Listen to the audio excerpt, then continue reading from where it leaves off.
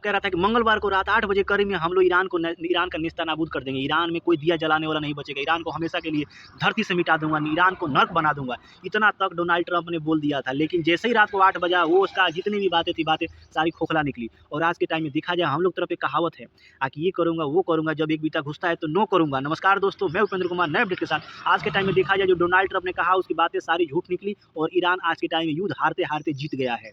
और ईरान आज के टाइम में अपना जो 10 पॉइंट था, 10 पॉइंट मनवा लिया, डोनाल्ड ट्रंप को सरेंडर करा दिया और ये युद्ध जीत गया है। आइए हम लोग जानते हैं कि आखिर 10 पॉइंट में क्या किया ईरान ने, अपनी बातें को मनवाया है और डोनाल्ड ट्रंप आखिर क्यों माने। एक्चुअली क्या हुआ है कि ईरान ने इतना ना मिसाइल अटैक कर दिया है इजराइल पे, अमेरिका पे, इन लोगों को इतना मतलब तबाह इनका भी कर दिया है कि इनको भी लगा कि हम लोग अब युद्ध को नहीं जीत पाएंगे।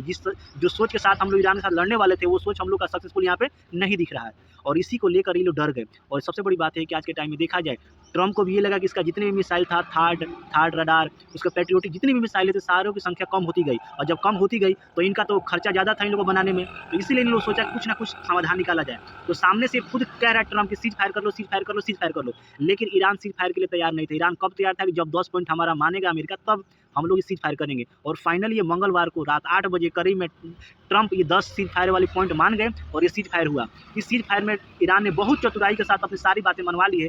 जो बात पहले खुद कहा करता था कि इस तरह की बात था जो ट्रंप नहीं माना करते थे, लेकिन अभी के टाइम में ट्रंप ने भी इस पर हामी भर दिया है कि ठीक है कोई बात नहीं।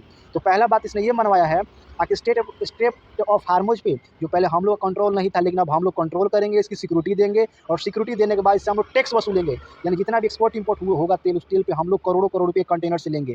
तो आने वाला समय में जितने भी एशियाई देश हैं, इन लोगों का भी समस्या ये खड़ा हो गया कि पहले फ्री में आया जाया करता था, लेकिन अब इन लोगों को भी टैक्स देना पड़ेगा पर कंटेनर पे। यानी तेल भी महंगा हो जाएगा, उसके बाद गैस और सब पे थोड़ा थोड़ा बहुत महंगा हो जाएगा। ये पहला है।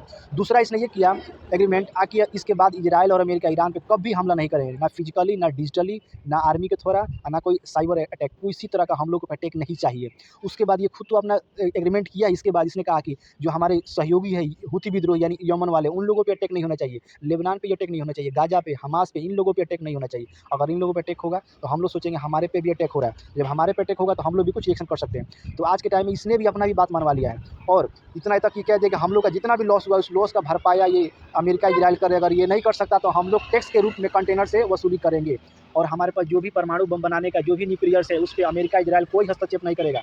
हम लोग अपना परमाणु बम बनाने के लिए आगे कार्य स्टार्ट करने वाले हैं। तो इतना तक बात मनवा लिया है और आने वाला समय में ईरान का एकदम कहा जाए बल्ले बल्ले होने वाला है, क्योंकि इसने अपनी लोहा मनवा दिया ऑल ओवर वर्ल्ड के सामने। अपना जो भी इसका टेक्नोलॉजी था, जो भी मिसाइल था, जो भी ड्रोन था, इसने मनवा दिया। कितनी बड़ी सुपर पावर देश के सामने हमने सामने खड़ा होकर लड़ा और उसको हरा दिया हमने। तो आने वाला समय में ईरान का भी डिमांड बढ़ने वाला है। लेकिन ये 14 दिनों के लिए सीज फायर हुआ है। 14 दिन के बाद क्या होगा क्या नहीं होगा अभी कोई कुछ नहीं कह सकता, क्योंकि डोनाल्ड ट्रंप आज के टाइम में मेंटली डिस्टर्ब है। वो कब क्या कह देंगे कोई नहीं जानता है, लेकिन 14 दिन के बाद ही क्लियर पता लगेगा। लेकिन अभी टेबल टॉक हुआ नहीं है, बस केवल सामने सामने बात हुई कि कोई इधर अटैक नहीं करेगा, उधर से कोई अटैक नहीं करेगा।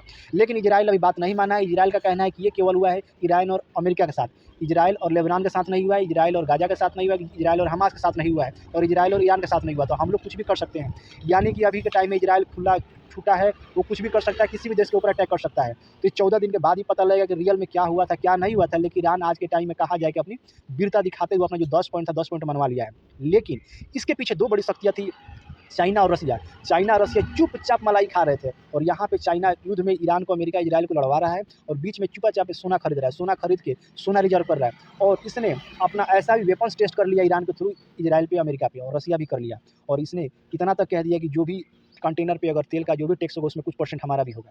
तो आने वाला समय ही बताएगा कि पॉलिटिक्स क्या होता है क्या नहीं होता, जियो पॉलिटिक्स में